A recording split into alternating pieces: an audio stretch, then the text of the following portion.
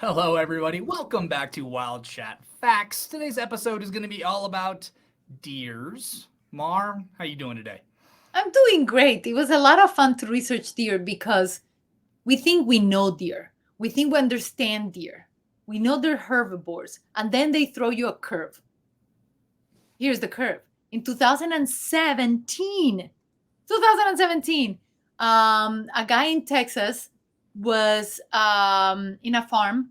They actually found that deer actually eat birds. Okay. And they have found them actually eating living baby birds from nests, like they pick them. And That's going to be like fried chicken or something. They're going to like sell it to me that way or something. no. And what they think is happening is if there is not enough nutrition, if there is not enough foliage, if the winter was too harsh or something is happening, maybe they're under distress, then they may eat. Yeah, we talked about that a little bit in the after show in the sloth video where they were eating the latrine leftovers because then they thought it might have been a nutritional thing. So yeah, interesting. So there is a species around you somewhere in Florida that is an endangered species of deer called the key deer. Yeah. We've talked about this before with all of the large snakes that are invasive species, how there used to be deer and rabbits and everything running all over the place in the Everglades, and because of the invasive snake species, they've basically eaten a lot of the other wildlife that used to be there. So now this key deer is actually an endangered species. But what makes them so special is just their ability to swim. Like most people don't realize that if you go to the Everglades, it's islands. It's very marshy water, and so they swim from island to island and would populate all the different islands. So they're one of the better swimming deer around. And they're also not too big, they're smaller. Yes. It's pretty cool how they have adapted to the heat, to the life in the ocean, so they tend to be a little smaller. But the largest deer alive, can you gander? No, that's observe. Never mind. I keep using the wrong verb. That's okay. Can you take a guess of which one is the largest deer? I know the answer to this. I do know the answer. It's not something you guys are going to expect. No, you're not going to expect that. You're going to say it's an elk, but it's not. Species, yes. Go ahead, Mar. It's a moose. Moose is the world largest deer in the world. They have strong muscular legs and they really are amazingly adapted. So you were talking about the southern in the Keys. These are adapted to the north, and you can find them in Estes Park in the US, Canada.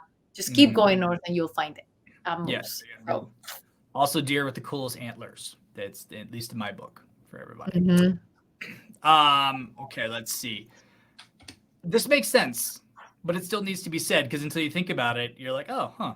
Deers actually possess the most danger to humans out of all mammals living in North America.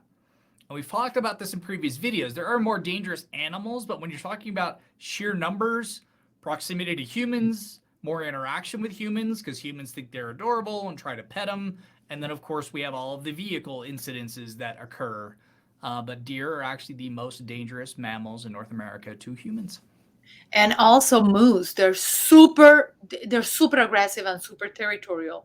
They look like giant cows with long legs and a hybrid with a deer, but no. And the reason why they're also becoming a problem in the US is because you know how you have those grooves to alert a driver when they're going off the edges. So there's these grooves. Well, when they salt the roads, those grooves hold the salt. So they get excited about it because it's an easy source of salt. And that's why you have more accidents.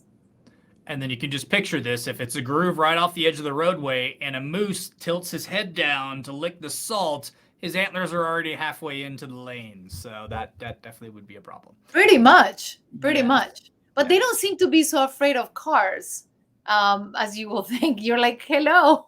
They're not. And that's one of the other things that makes the key deer that I talked about first so endangered is they've become very accustomed to humans. They've actually lost their fear of humans. So between the snakes and their having lost their fear of humans, they're just not, they're two things not working in their favor, basically. A couple of days ago at night, we're driving and the deer literally looked at us and kept walking at a pace that, thank goodness, we were going slow because we know there's a mother deer and her babies around there. Mhm. So we go very slow. But these guys just literally gave us a skating look and kept walking like nothing. The only time I've had to deal with it is just like one deer ran across the path and the other one waited and then it went. And I'm like, why did you wait? Like you literally just put yourself in the danger zone because he waited like 10 seconds. I was like in a U-Haul moving van and like I saw the first one cross way up ahead of me and then the other one waited. And then after 10 seconds almost he went and I'm like, oh my God. Super dangerous. Yes. I love word origins, guys, so this one was a lot of fun for me. But the phrase bucks, you notice you guys call deer bucks and does and stuff. Well, that actually, we use that term for money because people used to trade deer skins. That was a form of currency. So how many bucks do you have? How many deer skin bucks do you have? Is kind of how that one came about. And the tradition of, I don't know if you have ever heard of this, but there is the bowing deer. There is actually an island called Nara in Japan. It's an area, Nara in Japan. Deers and people live there for thousands of years. They live together. And they have gotten also so used to people that if they want to get food, they actually bow. They already know they need to bow to get food.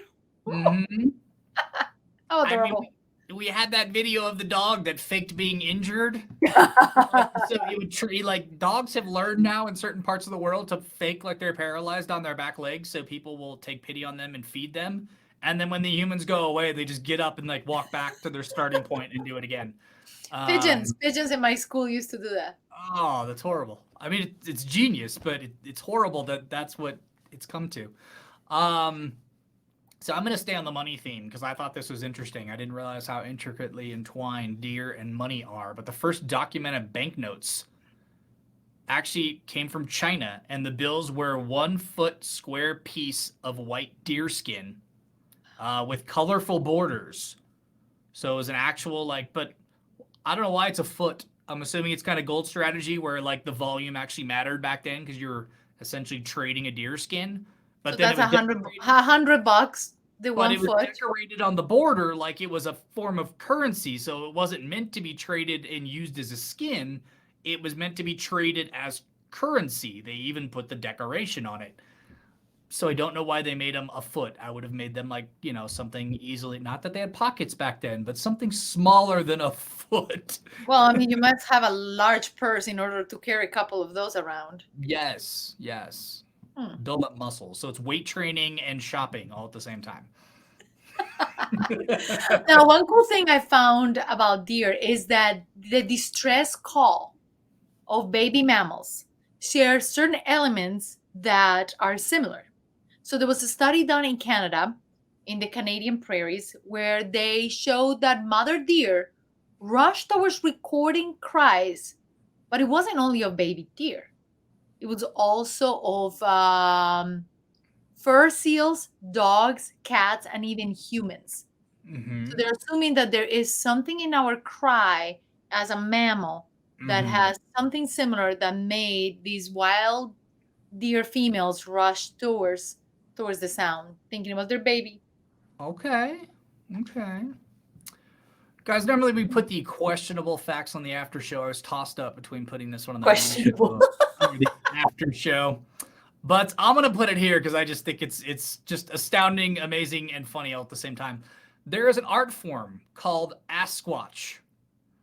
And it's where taxidermists actually take deer butts and they turn them into faces. And a lot of times they end up looking like Sasquatches or Yetis if they had a white butt. And they're actual masks made out of deer butt. And it is an art form and it has its own name, Asquatch. You're welcome. It is super, super horrendous and hilarious at the same time. Involved, and I'm like, that's an after show fact, but it's just too funny not to show here. So I don't think I used any trigger words, so I think I'm still okay. I don't even know how to follow that one up with something amazing besides the fact that trees. But we're just gonna go with this one. I'm gonna go down the list. Look Down up the list. photos, guys. It's pretty funny, actually. I was starting to hunt photos. I'm like, oh wow, that is actually pretty artistic and creative. Horrible.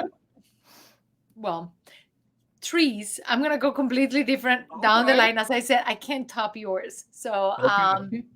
deer can, because they eat buds and trees. So trees can actually tell if deer are trying to eat them. Like we always think, well, new research has shown that trees do communicate. They communicate through different techniques, including release of pheromones. So, due to the ability of the tree to be able to detect saliva of deer as they eat the buds, trees defend themselves by producing excess acids that cause the buds to taste bitter so that the deer will lose interest and leave them alone. Bitter, not better, guys. Tastes bitter. Bitter, Yes. Yes. not better. Yeah.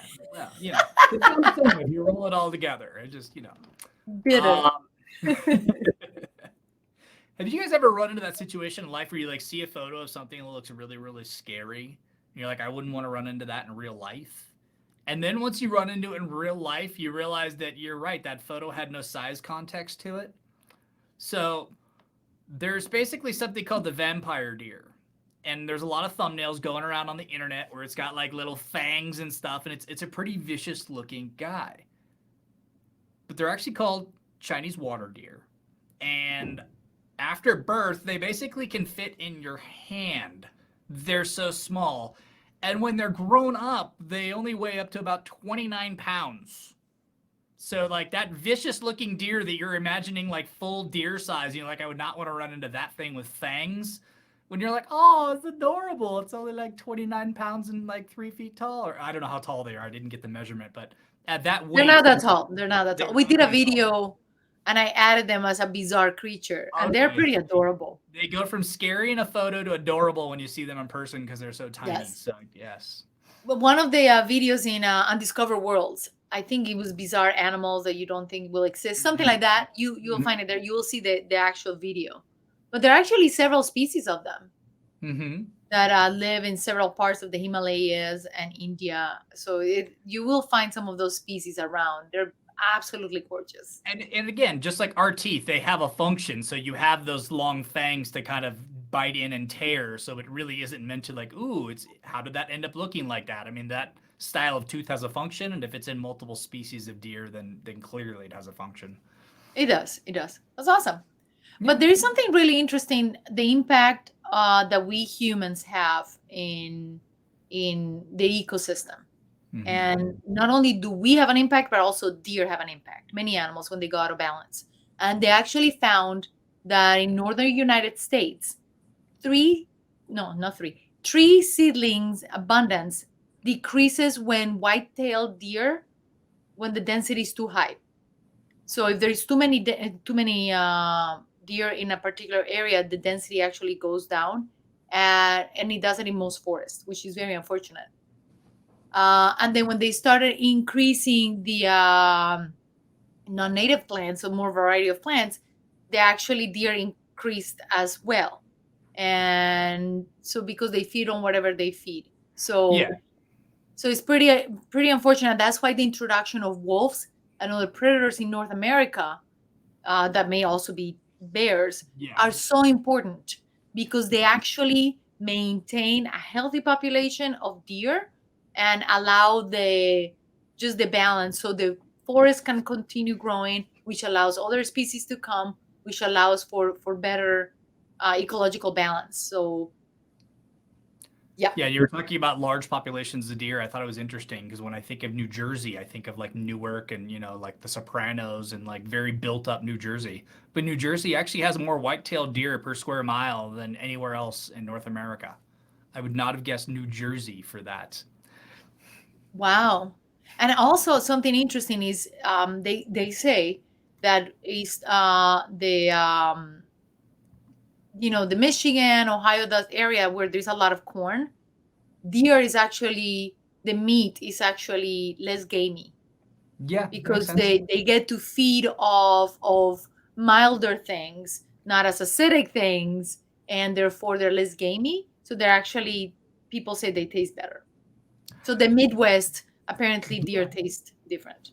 Diet does matter. Yep. Here's one that I never thought deer would be part of this other animal's diet, but Alaskan killer whales actually hunt deer. We talked about deer being really good swimmers. It's not just the one in Florida, they're really good swimmers in general.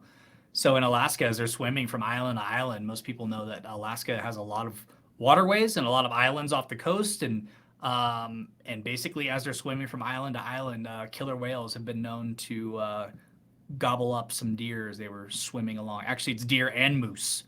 Oh, And if yeah. you've seen videos of how big moose are, that'll tell you how big killer whales are that they're munching on moose. And in our video about dolphins, since they are cetaceans as well, we'll probably add some stuff about orcas or killer whales because they are amazing, amazing Well, animals. there goes my trivia question for that video. Um, Maria's already spoiling videos in the future, guys. She's taken on a new level of, wait, hold on. I wanted to use that one. Okay. Or recycle one because I recycled the one about elephants and sloths It's all in the good. sloth video and the Not elephant everyone- video you used. Yeah, not everyone's going to see all of them. It's okay. It's okay. It's part of the fun. That way we kind of intermingle them all, and I think that's what makes it Yeah. more exciting. They actually have my turn, right? Yeah. Yes. They actually have very, very strong territories. Like deer have their populations and they stay within those populations, within that area. So they actually say that researchers found that they prefer to starve than to cross someone else's territory. Okay. So they're extremely territorial. And males are extremely territorial. They will fight you. So please don't fight a deer. Literally just don't try. They will fight you. They will win, and they won't leave. So there you have it. Okay. So since I was talking about orcas, which are called killer whales, but not actually whales, as Maria covered for us ever so kindly, they are dolphins. But it's believed that whales actually evolved from deers. And the earliest, that's the funny thing, guys. When we start talking about like ancestors and divergent points and stuff, we can say evolve from, and you can kind of start going, well, yeah, 48 million years ago, there wasn't that many animals around. So yes, they all diverged and turned into something. But it is interesting to me that a whale and a deer would still have a common ancestor, even if there was only like 10 animals on Earth at that point, and one of those 10 split into whale. So and why deer. couldn't there have been a sloth and a dolphin, as I tried to make up in the last video? I mean, I was predicting the future. I just chose the wrong Nobody video said to it talk about. wasn't possible. We just thought it was an interesting choice. If you could guess any animal most closely related to a sloth, and you went with dolphin. That was a little, anteater and armadillo made sense. I mean, you went dolphin. I was predicting the future. I was just in the wrong video. Or last week's video. But So- I wanted to finish this off, though, just because I thought it was interesting. So basically, the earliest known ancestor of today's whales is the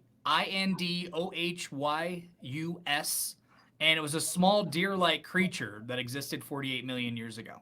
So basically, deer-like creature turned into whale. It wasn't more like a whale-like creature turned into a deer. Hold on, a whale or an orca? A whale. A whale, I okay. used orca killer whale to get to whale. Gotcha. Trying to link it all together. No, I Yeah. got you now. Okay. All right. Huh. Whale, one of the largest animals in the planet. Okay, love it. From the key to, and actually there are different deer. The smallest deer are found in the Andes. They're like called tic-tic. In some of them live up at certain height, and some of them live below. And they have adapted to be like different species within the same. Like they're closely related, but they're not the same. And it has to do with their adaptation to being up or down in the mountain range in the Andes. So if you want to go catch the smallest, you may have to go to the Andes. No, thank you. It's not that important to me. Go ahead, Marmar. Or is it my turn? I just said my thing. I thought you were just kind of like throwing in some extra fun stuff. I didn't, Go for it. sometimes it's hard to tell between. Okay. I thought this was interesting, you guys, that the Canadian, when deer fall into frozen lakes, Canadians have come up with a very, very interesting way of saving them. Instead of somebody like we see the dog rescues and stuff where somebody like gets a line and gets all the way out into the lake and fishes them out. But unfortunately, there's a lot of deer and there's a lot of times that deer get trapped in frozen lakes. And what they do is they take a helicopter and they use the downdraft from the blades to basically blow the deer back to shore. And if the ice is thin enough, then basically the ice will, because of the pressure of the wind, will crack and float and separate so the deer can basically just get pushed by the wind back to the shore. I love that. Yeah, That's way safer than going to get a guy to swim or exactly the Coast Guards to go drop. Mm-hmm. Because And deer deer can don't always travel individually, so you could have a couple deer, and that strategy still works. You don't have to. Yeah, That's easier. That's easier. Mhm. I actually found that New Zealand as a red deer, and they actually produce a very rare fiber called cervelt. And Okay. this fiber apparently is softer than cashmere. It costs so much, guys. 20 grams of this fiber can be collected yearly per deer, and you can make luxury socks that will cost you about $1,500. That better come with a nice name brand. I'm paying for the name brand. I'm sorry. Cervelt. You don't like cervelt. It doesn't flow easily. Yeah, no, it doesn't. It really doesn't. Cervelvet. That will sound better. Okay, there goes Yes. your branding. Marketing activated. Okay. All right. Let's see. Most deer can jump higher than the average house. Oh, It's very tall. And this is due mostly to the deer's piano-like powerful hind legs and the fact that the average house can't jump. So